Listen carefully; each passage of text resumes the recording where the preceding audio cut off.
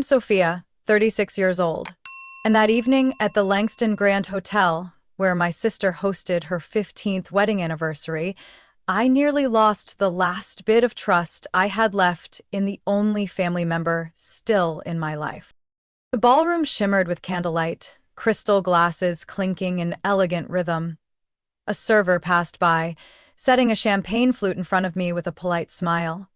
Under the warm glow of the chandeliers, my sister, Elena, looked radiant, like the main character in a fairy tale, and for a moment, I truly wanted to believe everything was okay. I had just returned from the restroom, my evening gown sweeping gently across the hardwood floor, when a reflection in the large glass door made my heart stop. Elena was standing next to my seat, and in her hand was something small, round, and opaque, being dropped directly into my glass. She didn't know I was behind the marble column, close enough to see everything. Her eyes flicked around, her face still wearing that familiar innocent smile. Then, as if nothing had happened, she stepped back and melted into the crowd. I stood frozen for a few seconds. My legs felt like stone. My hands started to tremble. No, it couldn't be. But it also felt far too familiar. Because this wasn't the first time Elena had crossed the line. She always came out on top, even when what she claimed was never hers to begin with. I took a deep breath and walked back to the table, wearing the calmest face I could manage. Laughter rippled through the room. No one could have imagined that in such a glamorous event, something suspicious was now floating in my champagne. My heart pounded as I pretended to adjust my dress, reached out, and quietly swapped my glass with the one sitting next to it. Elena's husband, Andrew's? No one noticed. It took only seconds. I sat down and tried to steady my breath.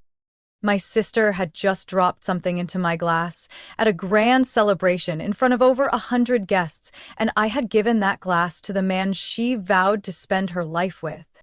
I didn't know exactly what was in it, but I knew one thing for sure. I was no longer safe around Elena. Old memories surged like a flood, from the harmless pranks in high school that always left me the fool. The oddly timed coincidences when my boyfriend suddenly fell under her spell, and every time I forgave her, only to be betrayed again. I almost believed time and marriage would change her. I was wrong. The moment I saw that pill dissolve into the thin layer of champagne foam, I knew I couldn't pretend anymore. I couldn't keep lying to myself. Couldn't keep calling it sibling rivalry. It was a stab in the back, delivered with a smile I used to trust. I glanced around. Andrew was still chatting with one of Elena's colleagues near the stage. He looked normal. I wondered, how long before it took effect? What was it? A sedative? Something to make me slur my words? Stumble? Lose control? I didn't know. And that terrified me. I didn't want revenge. I just wanted the truth. And if something happened to Andrew tonight, then Elena wouldn't be able to backpedal or deny it. She had made her choice. And for the first time in my life, I refused to stay silent. I couldn't take my eyes off Andrew. For the first few minutes, he continued chatting politely with a middle-aged guest, but I knew something was about to shift. And I, Sophia Martin, 36 years old, sat in the middle of a lavish celebration, my mind spinning with shards of memory I had spent my adult life trying to bury. This wasn't the first time Elena crossed a line. Since childhood, she had always been the winner in every competition, even the ones I never signed up for. When I made it into the school's performing group, she told people the teacher only picked me out of pity.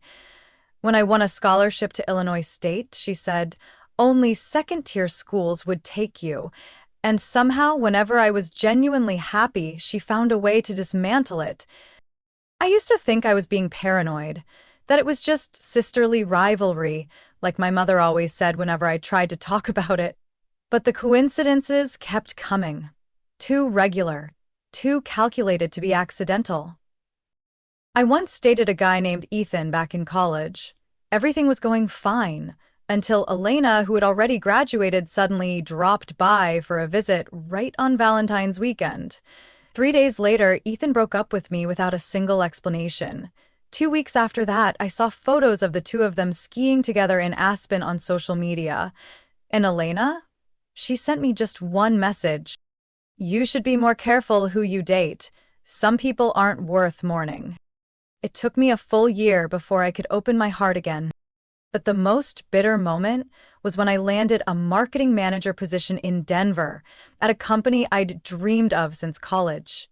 I passed 3 rounds of interviews, received an official offer, and then, out of nowhere, it was revoked. The reason?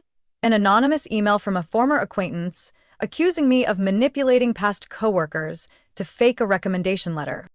No one investigated. They simply sent a polite apology and said they couldn't risk the company's reputation. I had no proof, but I knew there was only one person who knew that much about my former colleagues. One person who constantly watched my every move, always following, but only to get ahead. Elena. My family never believed me. My mother said, "She's your sister. She loves you. She's just a little intense." My father, as always, chose silence. I spent almost my entire life in Elena's shadow. She wasn't particularly smart or talented, but she had a way of making people believe whatever she wanted them to believe. And me? I just kept my head down and endured it. And yet I still held on to hope. When she married Andrew, a quiet anesthesiologist, I truly thought it might be a new beginning for both of us. Elena would be busy with her family and career, and I could build a life of my own. We wouldn't have to compare dresses, boyfriends, or which one of us our parents praised more. There was a time I believed things would finally be okay. During the first year of her marriage, Elena even called me once to apologize. She said she had been thoughtless in school. I cried when I heard that. I believed people could grow. I believed my sister was changing. I believed sisterhood could heal. That belief stayed with me for over 10 years. Until tonight. The night Elena smiled while dropping something into my wine glass, like it was part of her finishing touch before stepping into her role as queen of the night. As I sat there, surrounded by memories I never asked to revisit, I began to wonder, what would have happened if I hadn't returned to the table in time? If I had taken that drink? Would I have become a joke, filmed on someone's phone, passed out on the ballroom floor to the sound of whispers and music? And the question that hurt the most, why would Elena still want to do this to me? After everything I've forgiven. I looked around the ballroom. Elena was across the room, dazzling a group of real estate executives. And Andrew? He was standing near the buffet table, hands trembling slightly, a sheen of sweat beginning to form on his brow. I tightened my grip on the glass. I had swapped drinks to protect myself, but in doing so I may have put someone else in harm's way, someone who might be the next name on Elena's list. And this time, I won't let it all be swept under the rug again. The music shifted to a soft symphony, glasses clinking like a well-rehearsed chorus over a room painted in pretense.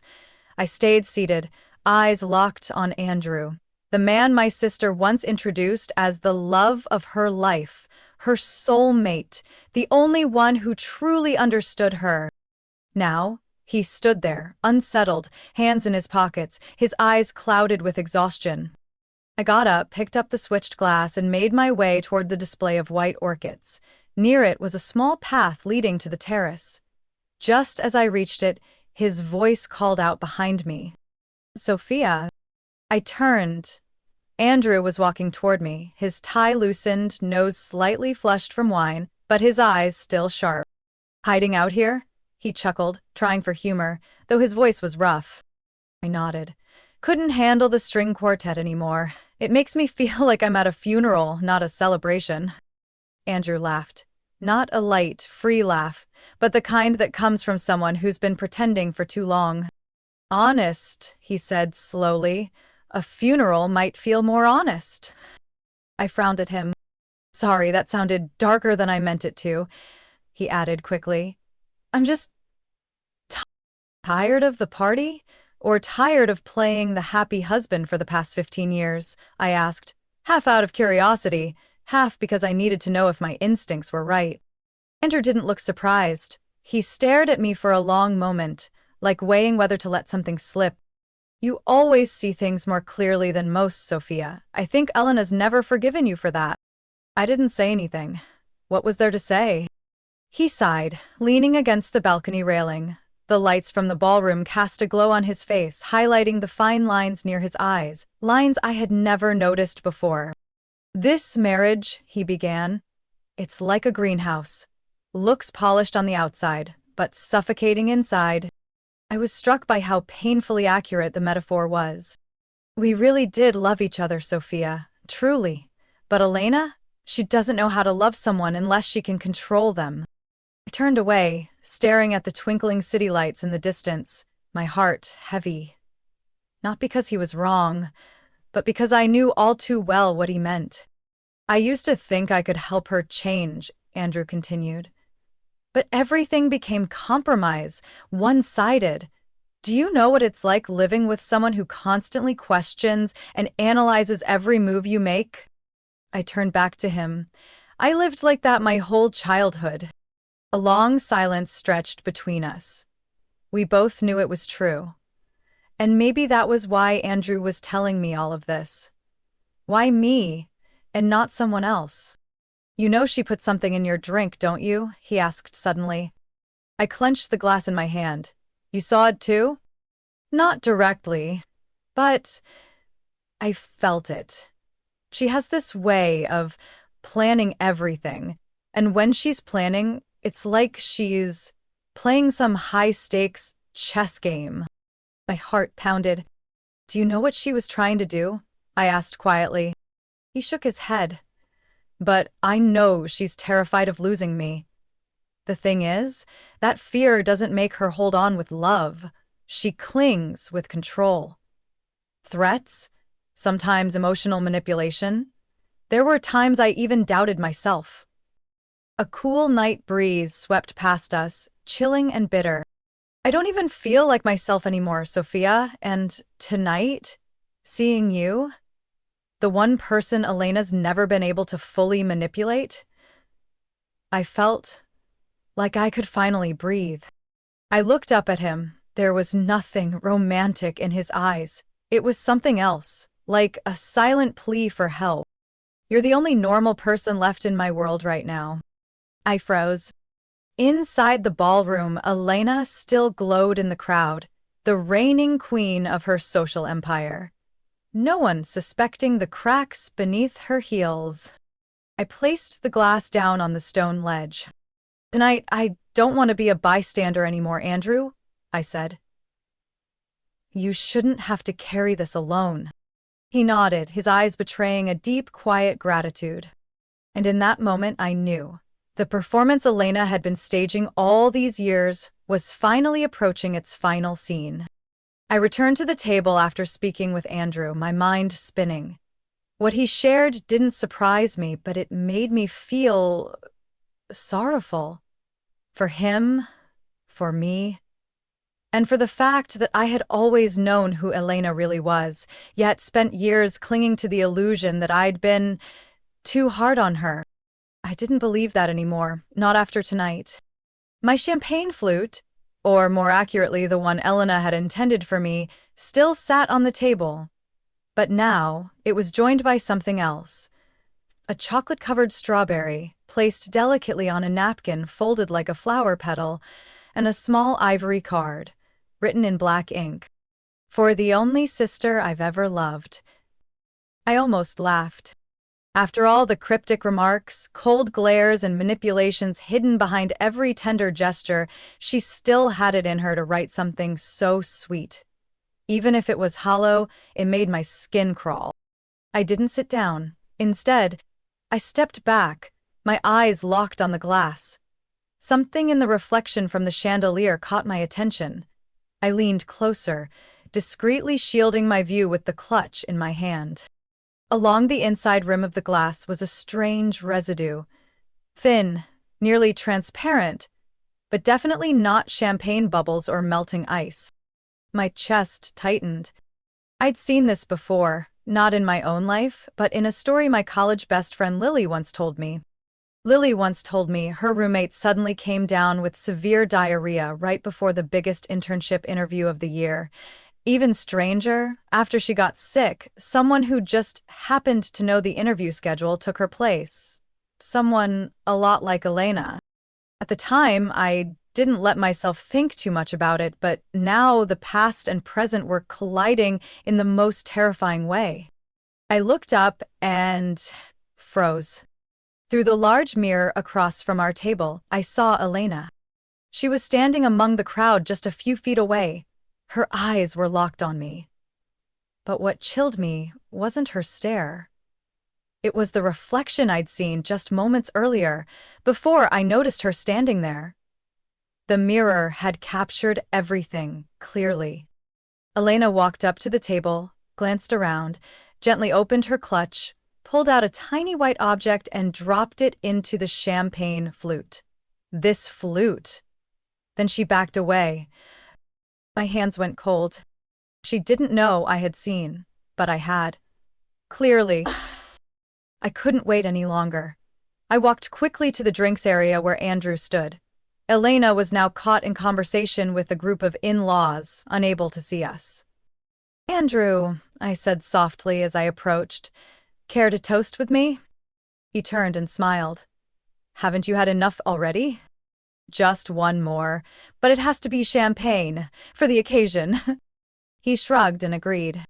I swiftly handed him the questionable glass.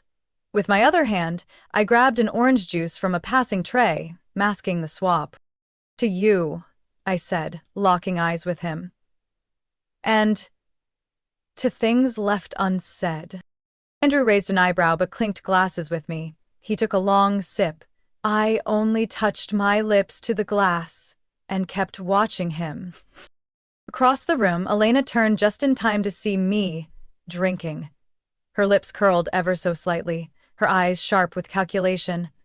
She didn't know. I hadn't had a drop from that glass. The one who drank it was her husband. I still didn't know what was in the drink, but judging by Elena's history, I guessed it wasn't something lethal. She wasn't insane, she was strategic. She'd choose something that made me lose control, act strangely, humiliate myself, make a scene. She loved winning by taking others down, not eliminating them entirely. But this time, the one facing the fallout was the man she believed would always obey. Andrew. I didn't wish harm on him, but I needed the truth. And if Andrew, the man who'd stood by Elena for 15 years, could see her true nature with his own eyes, maybe he'd believe me. Maybe this time, I wouldn't be alone. I thought I was mentally prepared. I thought that after all these years in Elena's shadow, after all the times I'd been hurt by my own sister, I'd be immune to surprises. But I was wrong. Nothing could have truly prepared me for the moment when the man I had spoken with calmly just 10 minutes ago, kind, collected, suddenly stood in the middle of the ballroom, staggering like someone completely lost, laughing hysterically as the violins played. Some guests turned and looked, a few chuckled, thinking he was joking, but I knew better. This wasn't a joke. Andrew had just set down his champagne glass when I noticed the change. He shrugged off his suit jacket, exhaled like he'd stepped out of a sauna, then laughed loudly, for no reason. His eyes sparkled with a strange glaze. Unfocused. "You okay?" I asked, keeping my voice steady. "Better than okay," he exclaimed. "I've never felt this light. Do you hear the birds, Sophia? There are birds in this room, right?" I held my breath. The energy in the ballroom shifted, like an invisible ripple moving outward from him. Some guests paused, glanced around, whispers starting to swell. I saw someone recording on their phone. Elena approached, immediately, her heels clicking like sharp scissors against the polished wooden floor. "Andrew," she said sweetly, voice soft as ever, but her eyes were ice. "You've had a bit too much. Let's step outside for a moment, okay?" Andrew stepped back, waving her off like she'd just insulted him. "No, this is fun. Everyone's listening to me, right?" He raised his hands like a stage MC, then suddenly lost his balance, crashing backward into the buffet table. The sound of glass shattering, sharp and merciless, split the air. A tray full of champagne flutes toppled with him, exploding into dozens of shards under the crystal lights. A scream rang out, and in seconds the entire ballroom erupted into chaos. I rushed forward, but Elena was already kneeling beside him. "Andrew," she whispered urgently, tapping his cheek, "snap out of it. You're scaring people."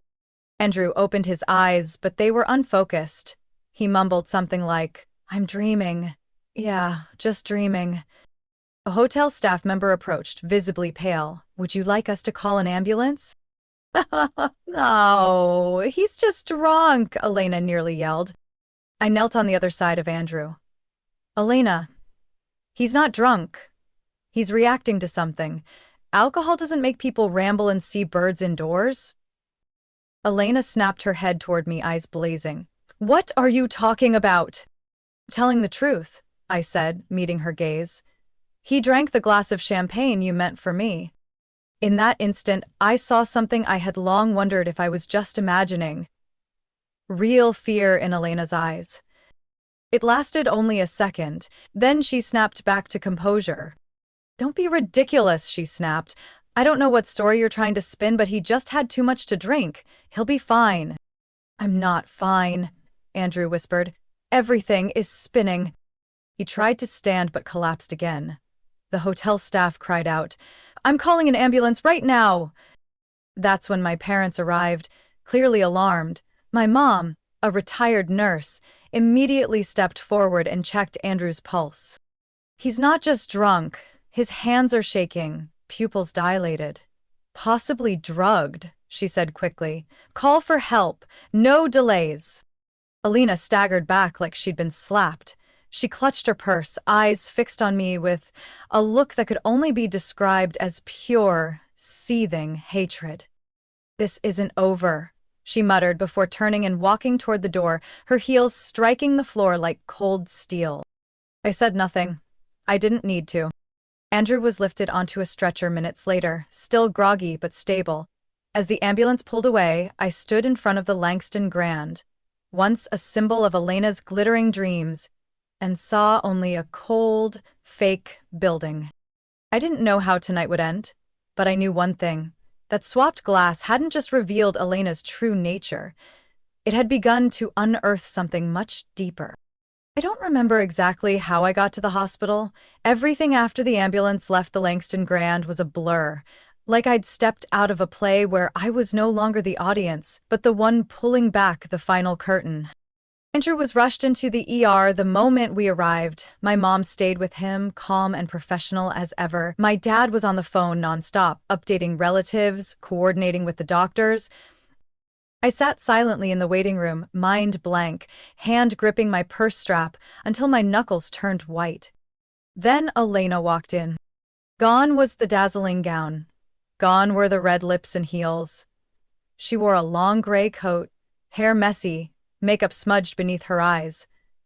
But her stare? Still sharp and suffocating as ever. "How long are you going to keep playing the victim, Sophia?" she said, not loudly, but enough to quiet the entire room. I stood up. My parents turned to face us. My mother said softly, "That's enough, girls. Say what needs to be said, right here, right now." I looked straight at Elena. "I'm not playing anything. I just want to know, why? Why would you do this?" She clutched her purse tightly, then exhaled sharply. "Because you're always the pathetic one, and everyone always buys into it." I frowned. "When we were kids, you were adored. As adults, you were defended. When you failed, there was always a reason, and when you succeeded, everyone clapped. You walk into a room, people look at you with kindness. I walk in, they expect me to prove myself." Elena let out a bitter laugh, though her voice cracked with emotion. "So you drugged my drink because people liked me more than they liked you?" I asked, keeping my voice calm, though my heart was screaming. Elena was silent for a long moment. Then finally she exhaled. It was a lorazepam, a mild dose, prescribed for anxiety. I just wanted you to lose a bit of control. Say something foolish? Maybe trip on the floor.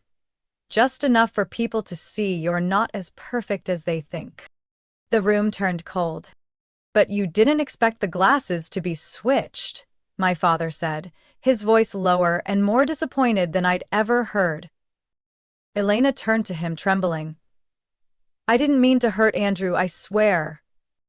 But you did hurt him, my mother said firmly. You knew he can't handle alcohol well, and mixing it with a sedative. I took a deep breath. And for what, Elena?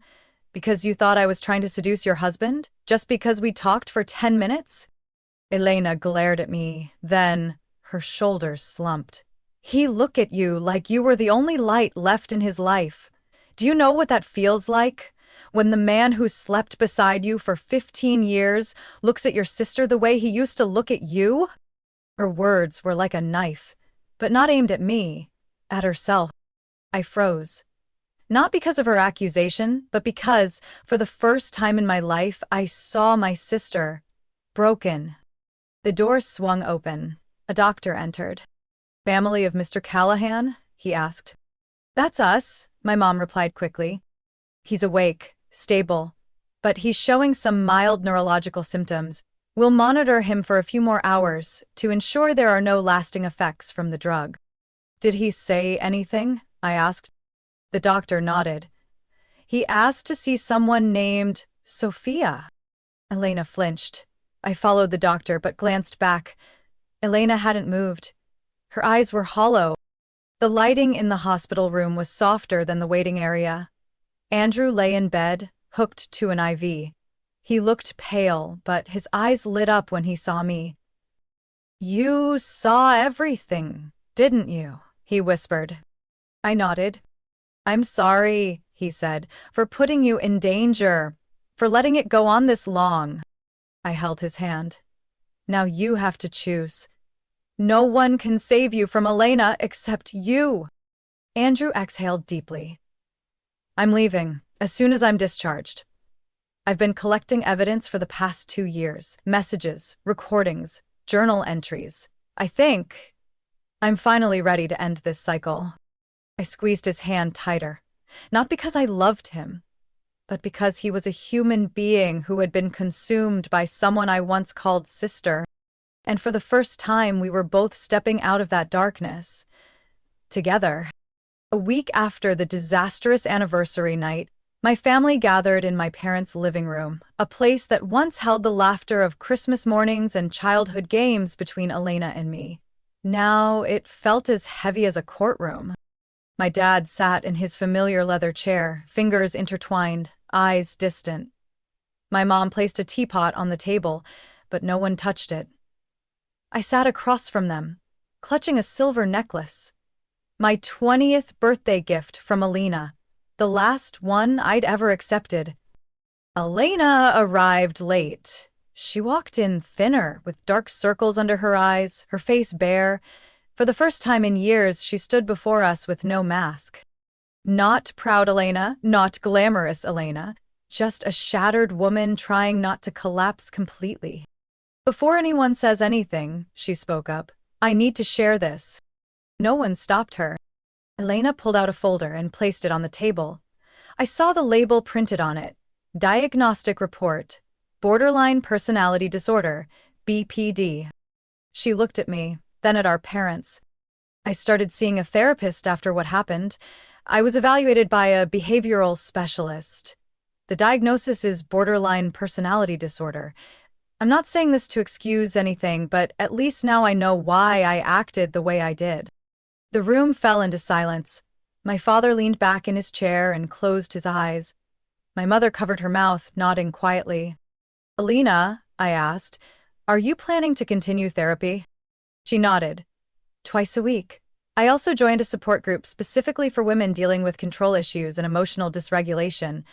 I know I can't expect forgiveness, but I want to learn how to stop hurting people. I clenched my fists. Part of me wanted to believe her. Another part was just tired of the same apologies repeated over the last 15 years. Elena, you didn't just hurt me. You sent the man who once loved you most to the hospital. He filed for divorce. My sister's eyes went blank. But there was no protest, just a small nod, almost like surrender. He called, Elena said slowly. Said he wouldn't press charges. But he made it clear the marriage has reached its limit. He needs freedom to heal.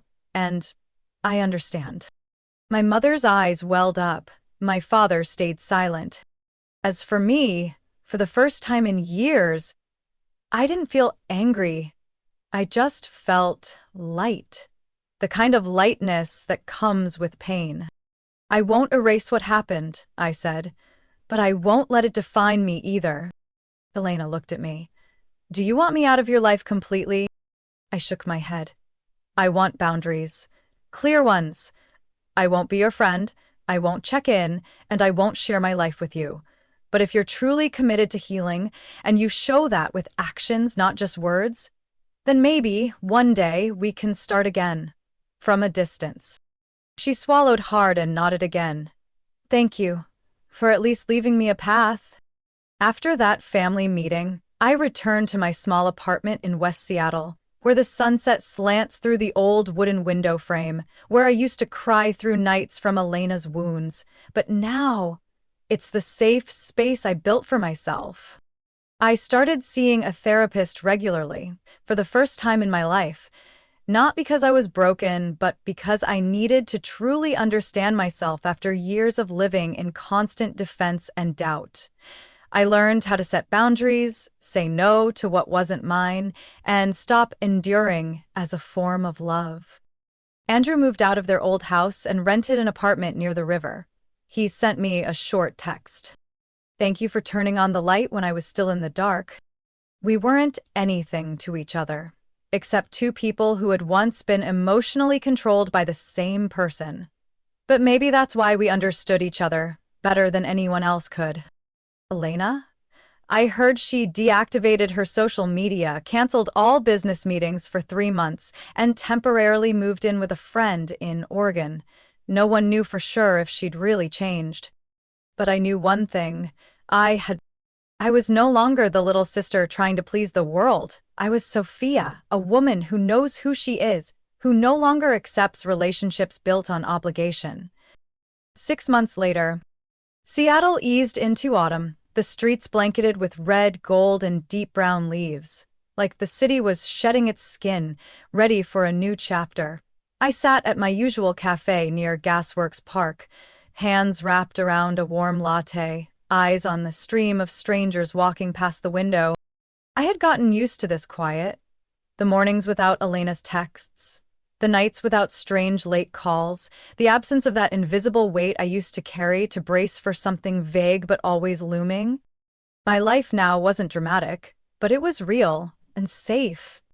The door opened, and then, like a slow-motion scene in a film, Elena walked in.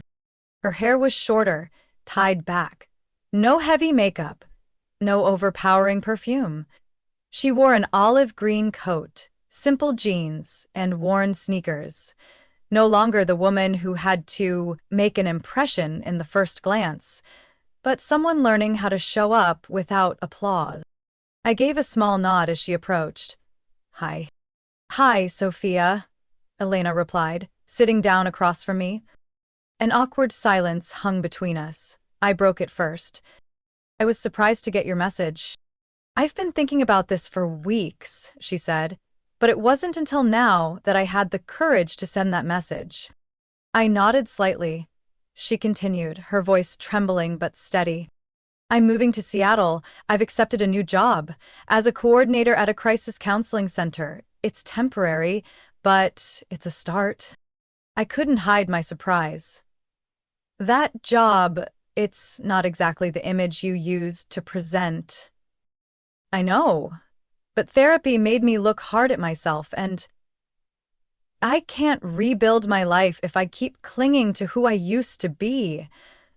I want to learn how to support people without trying to control them. I looked into her eyes. For the first time in years, I didn't see defensiveness, no competitiveness, just a quiet acknowledgement. Elena, I'm not ready to fully forgive you, I said. The anger, the pain, the loss of trust, it's all still there. But I also don't want to carry it around like a weight anymore. She nodded, eyes red. I'm not asking for forgiveness, just the chance, any chance, to prove that I'm trying to change.